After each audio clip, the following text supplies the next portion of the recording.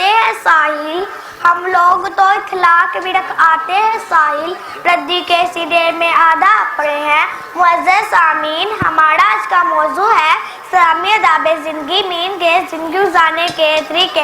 ویسے تو دین میں مختلف زندگی گزارنے کے آداب بیان ہوئے ہیں, لیکن ہم صرف گفتگو کے آداب کے بارے میں آج بات کریں گے. قرآن مجید میں کنورسیشن کے بارے میں کچھ ہدایات بیان ہوئی ہیں.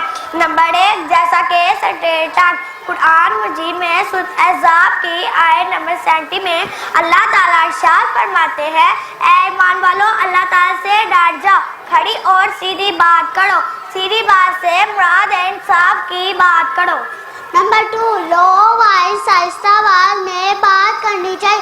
اگر کوئی بہت پاس بیٹھا ہو تو بہت زیادہ اونچا بولنے کی ضرورت نہیں. Number 3, it should be clear. آپ کی گفتگو کا پوائنٹ بہت کلیئر ہونا چاہیے, آپ کیا کہنا چاہتے ہیں. Number 4, listen carefully. جب کوئی بات کرے تو اس کی بات غور سے سننی چاہیے. نمبر 5, کسی کی بات کاٹنی نہیں چاہیے. نمبر 6, گفتگو میں جھوٹ نہیں بولنا چاہیے. ارشاد نبی صلی اللہ علیہ وسلم ہے, جھوٹ گناہ جہنم کی طرف لے کر جاتا ہے. نمبر 7, بری بات سے بچو. ہمارے پیارے نبی صلی اللہ علیہ وسلم نے ارشاد فرمایا, اپنی زبان کو بری باتوں سے روک رکھو. علامہ محمد اقبال بھی اپنی شاعری میں مومن کی شان بیان کرتے ہیں, کہتے ہیں, ہر لہجہ ہے مومن کی نئی شان, نئی آن گفتار میں, کردار میں, اللہ کی برہان میں.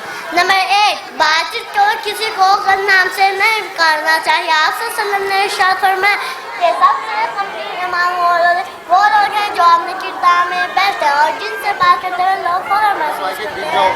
نمبر 9, بچے کو ہمیشہ مختصر کرے, حد سے زیادہ لمبا نہ کرے کہ سننے والا آ جائے. جی ہاں, اب میں آپ کو بتاؤں کہ گفتگو کے آداب کا خیال رکھنا کیوں ضروری ہے.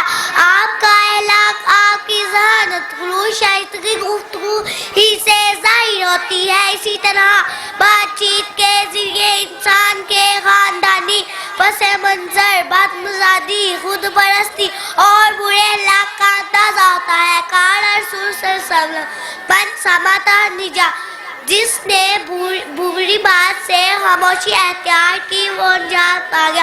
آپ کی اس باتوں کا